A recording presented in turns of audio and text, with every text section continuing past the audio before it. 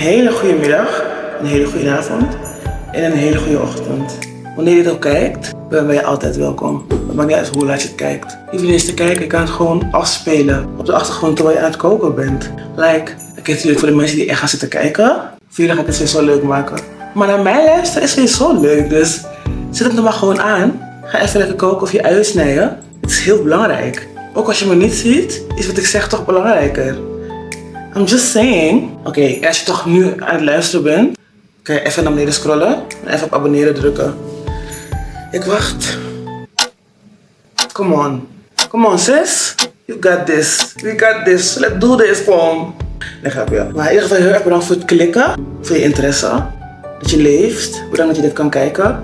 Thank God voor je life. Ik ga een video reviewen van Dr. Umar uit Amerika. Hij zegt bepaalde dingen en ik denk, zijn best wel pittig. Maar ik had toen ik het voor het eerst zag gedachten bij. En misschien komen die nu wel weer naar boven, omdat ik weer een tijdje verder ben natuurlijk. Ik heb over nagedacht allemaal.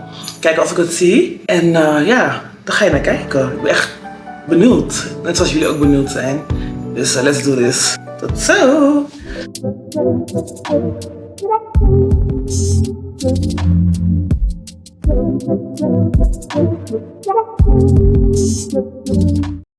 Let me ask you this question, right? Just to go back to the dating outside your race. You once said that dating interracially is a form of self-hatred. Absolutely. Why do you believe that? Absolutely. Because why do you want to stare in the face of a member of the people who have committed the greatest human atrocities against your people? These are the people. Is that only specifically to white people, or do you mean? Hij is gewoon zo duidelijk. En omdat hij de waarheid niet wil accepteren, gaat hij niet doorvragen. Je weet heus wat ik bedoelt.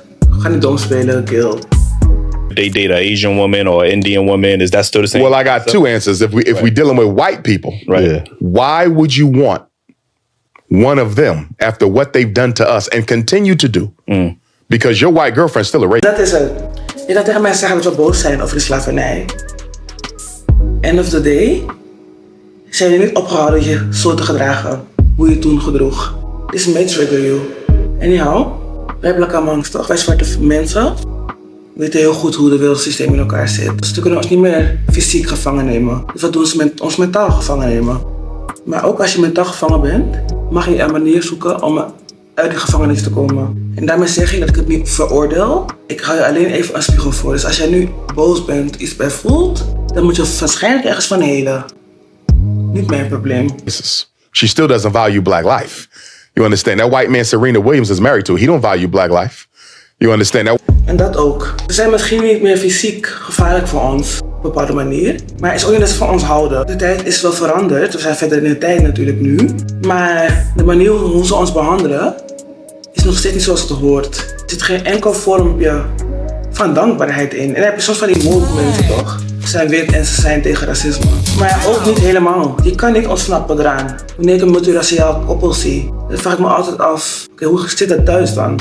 Al die verschillen, hoe ga je daarmee om? Als jij eentje van ze spreekt, gaat ze zeggen, ja nee, geen verschil hoor, je houdt van elkaar. En je doet gewoon, wie wil je voor de gek houden? Iemand die echt de waarheid spreekt, gaat gebalanceerde dingen uitbrengen. Je gaat zeggen, weet je, ik hoor wat je zegt, ik snap wat je bedoelt. Ja, soms merk ik wel dit en dat. Ik hou toch meer van hem, omdat ik last van hem heb. Dan denk ik, ja, ik geloof je. Maar wanneer je gelijk begint te verdedigen en begint, ja, maar dit, ja, weet je, je gaat mij proberen over te halen van dat het goed is. Wie probeer je over te halen, mij of jezelf? White woman that took $1 billion from Tiger Woods. Tiger Woods, yeah. She don't value black life, right? I can give you countless examples of people I've met in therapy who were called the N-word by white husbands and white wives. You understand me? White people who have sex with you. Didn't the slave master sleep with our mothers and grandmothers? So just because they land in the bed with you, what makes you think that they shed their racism? They don't. White people are racist. All white people are racist. There's no exception. Alle witte mensen zijn racistisch. Het is gewoon de waarheid. Het is gewoon zo. Iedereen. Allemaal. Dus ook jij die zegt nee, ik niet. Jij ook. Dit is het systeem waar we in leven. En als ik zeg racistisch bijvoorbeeld, dan geef ik de verantwoordelijkheid aan jou terug. Van oké, jij kan het veranderen. Want dit is ook een systeem van jouw voorouders. Dus jij, omdat jij ook van hun voordelen geniet, kan jij het nu ook anders doen. Het ligt niet meer aan mij. Kan je uitleggen van links naar rechts, van boven naar onder. Zolang jij de spiegel niet in wil kijken, schat, kan ik je niet helpen. En ik ga je ook niet helpen. Ik ga je sowieso niet helpen. Ik hou je spiegel voor. En waarom doe ik dat? Om een zelfvoordeel van te hebben. Maar je kan denken, dat is egoïstisch, dat ga ik niet doen. Maar de wereld draait wel door, hè. Dus als er mensen in dat gedachtegoed wil blijven hangen, terwijl wij nu aan het helen zijn en onze kracht gaan inzien. Ik zal me geroepen voelen om gewoon te zeggen, weet je hebt gelijk. I don't know about you. Net al verder kijken.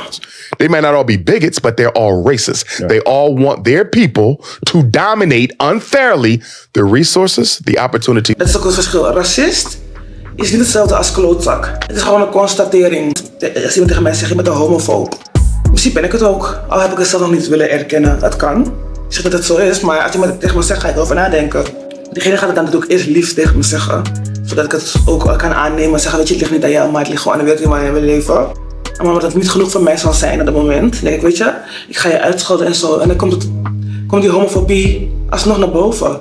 Zodat diegene alleen mij een spiegel probeert voor te houden. Dus dan kan ik de homofoob als een scheldwoord zien. Of ik kan het gewoon denken, weet je, het is een definitie van een woord, van iets wat een hele lange geschiedenis heeft. It's not about me. Is dat gek of? And the privileges of this society. So every white person. What about the people that just say love is love, right? Who believes love is love? Wake the fuck up, man. Serieus. Wake the fuck up. Love is love. Maar wanneer sommige black and monks met dit vrouwen gaan, toch? Ja, nee, ik van zwarte vrouwen. Zo, ik hou niet van zwarte vrouwen. Die zwarte vrouwen, cis vrouwen, zo. Maar love is love. Toen die zwarte vrouw daar voor jou was, wilde je er niet, je wilde eerder die witte vrouw. Maar love is love. Voor de wereld, voor de fucking gek. I mean, that's most people's answer when they talk that might about... be most black people. Love ain't love for most white folks. Everything white people do has a political purpose. Everything white people do has a political purpose. Ain't no love is love with white folks. Would we be considered racist if we only date within our race? No, that's what you call race. Dit is wanneer je de waarheid niet wil accepteren, toch? Dan ga je het zogenaamd neutraal willen maken. Het is niet hetzelfde, vriend. Het maakt niet uit hoe je het gaat draaien. De waarheid is de fucking waarheid. Ik kan het maar beter accepteren. Het is ook het beste voor jou. Dat is het gewoon. Je kan met black mans praten. En ik ben zo, maar ik heb het beste met je voor. Ik zeg je gewoon nu de waarheid. Hoe het zit, ik wil je helpen. En ze kunnen het gewoon niet horen. Terwijl jij slachtoffer bent van iemand anders. Ik wil ertussen komen staan en dat je niet meer geslagen wordt, snap je? En je hebt zoiets van, nee, ga weg. Laat hem slaan. Laat hem slaan. I don't get that. Loyalty. And racism is a group system. Yeah. Of exploitation, discrimination, oppression, bias. Where one group seeks to deny all members of another group their fair share of resources, opportunities, and privileges. You know why you can't be a racist? You don't own a damn thing white people need in order to live. En dat is ons probleem. Ga kijken wat je hebt. Toch? Ga naar die zwarte voetballers kijken. Zwarte rijke mannen in Nederland. Ga ze nu met witte vrouwen, of zwarte mannen toch? Met witte vrouwen. En ze denken, ik heb het gemaakt, weet je? Ik ga nu met witte vrouwen, de trophy wife. End of the day ben je keihard aan het werken in een wit systeem. Heb je een witte vrouw en pomp je dus geld in de witte community. Waarom? Je pompt in die vrouw. En die vrouw geniet mee van jou, waarvan jij heel hard hebt gewerkt, waar jij heel veel klappen voor hebt moeten vangen. Zij geniet daarmee, maar ze heeft die klappen niet gevangen. Ze geniet alleen van het geld, gratis gewoon. Snap je dat niet? Dat het ook een propaganda is? Alles wat hun verdienen, wat bij hun binnenkomt, moet bij hun blijven. Dus als je met een wit man gaat, gaat het ook naar hun. Ook als je een zwarte vrouw gaat met een witte man. Ook al wil je dit niet horen, het is de fucking waarheid. Weet je wat het is? En wanneer bijvoorbeeld zwarte vrouwen met witte mannen gaan, dan zijn ze ook een beetje anti-black. Ze zijn niet meer zwart. Ze zijn nu neutraal. Ze zien geen kleur. Nou, het is licht aan mij als ik racisme meemaak. Racisme bestaat niet. En dan wil je mij komen zeggen dat jij gewoon voor hem gevallen bent omdat hij gewoon toevallig een collega was. Maar het ligt niet aan het feit. Ik ben niet op hem gevallen omdat hij toevallig wit is. Ik kan het gewoon zeggen. Own het gewoon. Je zegt al tegen je van, dit kan eigenlijk niet. Ik vraag je alleen één ding en dan wil je gewoon uit je slof schieten gewoon. Like, huh? I'm trying to understand. En daarom weet ik dat het ongezond is. Als iets van jou is, je hebt het geclaimd, hoef je het niet te defenden. Het is gewoon wat het is. Het is van jou. Mensen kunnen erover zeggen wat ze willen zeggen. Als ik een schat hier heb staan, kunnen mensen op afstand mij staan kunnen uitschelden. Die schat blijft op mijn schoot. En dat ook met mijn zelfvertrouwen en met hoe ik nu voor mezelf hou. Niemand kan mij iets zeggen waardoor ik denk van, oh weet je hebt gelijk. Ja, nee, ik ben echt minderwaardig. Nee, die tijd is voorbij. Dat was nog toen ik gebroken was. Nu ben ik aan het helen. En ik denk, weet je, we gaan verder kijken. True. White people need you for nothing, but you need them. Whose schools our kids go to? Theirs. True. Our money in whose banks? Theirs. Who's building the houses we need to rent and buy? Them. Who's shipping our stuff around the world that we need to order to live? Them. You follow me? They don't need us for shit. We need them for everything. We are as dependent on white people today as we was when slavery ended 157 years ago. Zeg je? De slavernij is nog niet voorbij. Het is nog niet voorbij. Weet je wat het is? Ze hebben ons ooit gevangen genomen, toch? Maar het gaat in fases, onze uitbraak. Dus was het fysiek. Er was het een beetje tussenin. En nu gaan we mentaal ook los. Dus we zijn fysiek en mentaal los. Het is tijd om onze dingen terug te vragen. Zijn jullie nog niet wakker? Wake the freak up gewoon. Dit is niet hun wereld, hè. Hun leven in onze wereld. Als het hun wereld was geweest, hoeven ze niet te beschermen wat ze hebben. Toch? Want het is toch jouw wereld? Terwijl wij gewoon relaxed zitten, weet je. Wij weten waar we vandaan komen. Dus vooral nu we wakker zijn, weet je. Het is niet mijn land, weet je. Maar ik ben hier geboren. Ik voel me er thuis, ik blijf. I don't care wat er in de politiek in Nederland gebeurt. Het is niet mijn land. Ik geloof niet in landen. Overal waar ik ben, kan ik zijn wie ik ben, gewoon. En dat is wat hun missen. En ze denken dat het aan ons ligt. Het ligt aan jullie. Het ligt aan jullie, schat. So, In my opinion, if you talk to an integrationist, and say, how far have we come since slavery? Oh, we come very far. We got a black president. Now we got a black vice president. We got a black Supreme Court justice. We got about 10 black billionaires. We got about 100 black millionaires. Ain't shit changing. Dit is gewoon een fucking bare minimum gewoon. Gewoon een fucking bare. We zijn gewoon blij met kruimels. Ik weet niet hoor. Ik ben niet blij met kruimels. Eet jij die kruimels op als je wil? Ik ga liever dood aan honger dat ik een van die kruimels eet. So about me. As their definition of progress is based exclusively on superficial assets. Are you following me? Weet je wanneer ze ons niet kunnen weigeren? We kennen Jay-Z toch? Hij is heel buitengewoon. Maar hoeveel Jay-Z's zijn er? Maar als je praat over die biljonairs, de witte biljonairs, we kunnen ze niet uit elkaar halen. We kunnen ze niet uit elkaar halen. Er zijn zoveel. Het is zo normaal. We hoeven niet net te denken van wie is de rijkste witte man. We zullen allemaal gewoon gaan googlen. Maar als het over rijke zwarte mannen gaat, moeten we nadenken. Don't you see it? Iedereen weet. Als mensen denken aan de zwarte, succesvolle man in Nederland, is wat ik aan denk is Humberto Tan. Waarom is hij de enige waar ik aan moet denken? Waarom? Now that's the integrationist. Now you come to me, the nationalist, the Pan-African nationalist. How much progress have we made since slavery? Zero. Kijk in de spiegel, jongens. Kijk in de spiegel. Hoeveel progressie hebben we gemaakt? En dan zeg ik, totdat wij deze aarde gaan claimen, dat deze aarde voor ons is, dat hun gaan buigen voor ons, gaan we daar niet komen gewoon. Als jij wil blijven in het veilige, kijk, je bent sowieso niet veilig waar je ook bent op deze wereld, mentaal vooral. Want al denk je, ik ga de confrontatie nu niet aan. Dus je denkt, weet je, laat me het laten gaan. Ooit komt er een dag dat ook jij het zat bent. En dan zijn de mensen klaar met confronteren. Dus nu willen jouw eigen blakke mensen jou proberen te beschermen en dan doe je ons weer weg. Hoe vaak tot de ezels gaan hetzelfde steen? But Dr. Umar, how can you say that? Black people got master's degrees, doctorate degrees, houses in white neighborhoods. We own our own businesses. We got millionaires. We got tech companies. Here's my question. To what extent are we now in a better position to protect and dictate the lives of our children today than we was when slavery ended? Let me ask it another way. When slavery ended, we owned 1/2 of 1% of all the wealth in America.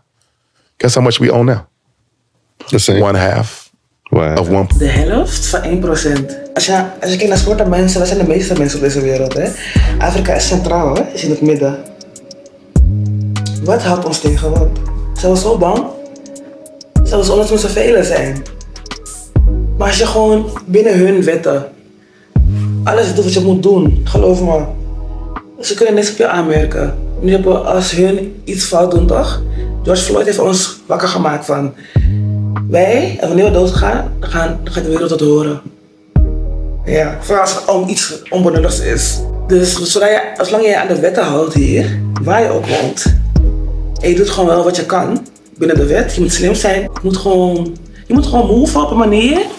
Je moves, maar hun hebben niet door dat je moved. Dus dan wanneer je rijk bent, toch? En je gaat in grote huizen wonen en je bent in die witte wijk een van de weinige zwarte personen, ga je opvallen. Je kan niet meer dingen voor je eigen mensen gaan doen.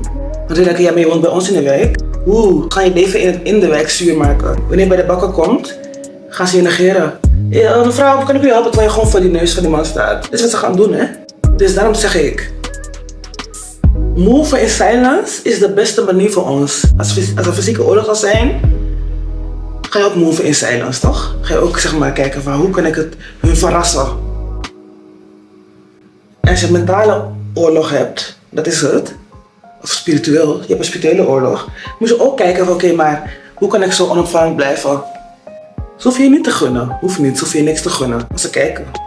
Ze kijken, dat is belangrijk. En ze kunnen niks op je aanmerken.